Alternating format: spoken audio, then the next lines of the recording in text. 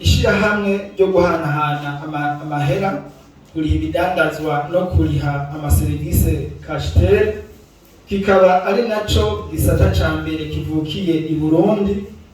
Tubanje gushimira ikigo cy'igihugu kijejwe kwegeranya amatagisi n'amakori batwizeye kugira ngo tubafashe korohereza umutangakori kuriha amakori n'amatagisi ahari hose biciye kuri kashitere, ndetse agashobora no kuronka igitansi cya obeyere ku bibanza bitandukanye tuzoshiraho atarenze gutakaza umwanya aja gutonda umurongo muri obeyere.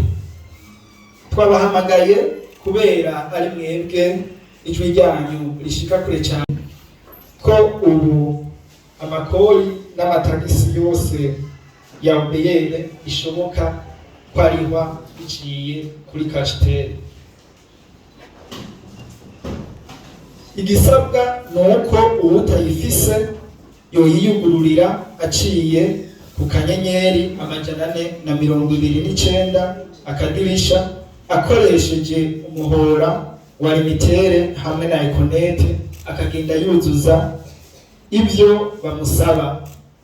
Twagomba guhumuriza abarundi n'abarundikazi bama bibaza ati mbega ko baca ku mihora y'abandi hamwe iyo mihora yoba itagikora, ubutunzi dufise muri kashitere twobugumana canke twobubariza hehe?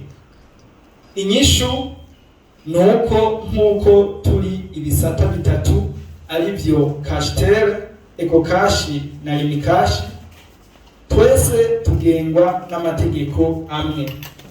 Kuba naho duca ku mihora ya limitere na Econet, ivyo ni ibiraro gusa bigushikana muri kashitere, kandi dufitaniye amasezerano atanumwe ashobora kuyarenga ngo yononere uwundi. Imashine nyabwonko nazo zibika ibikorwa byose umunywanyi wa kashitere yakoze ndetse n'ubutunzi afise ko ziri muri kashitere, kandi limitere canke Econet nishobora kumenya ibiri muri izo mashine nyabwonko, ku buryo bishitse nk'umuhora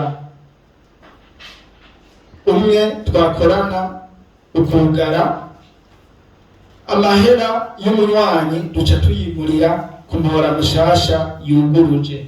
Ndetse vuba cyane hazoba hariho application yo kuri internet izotuma bya bikorwa byose bahora ukora uciye kuri carte simu ushobora kubikora uciye kuri internet ku ufise telefone Android canke iPhone.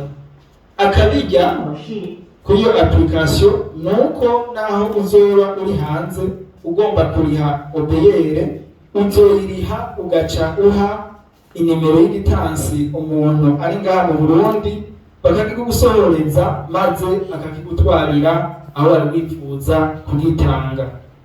Bahamagariye umurundi wese atari bwuguruze ikonti ya kashitere kuyunguruza, kuko hejuru y'ivyo hari n'utundi turusho two guhuza ikonti ya kashitere n'ikonti ufise muri banki canke muri microfinance, ndetse no kuriha ibidandazwa. Imana mushobora byose ibahezagire.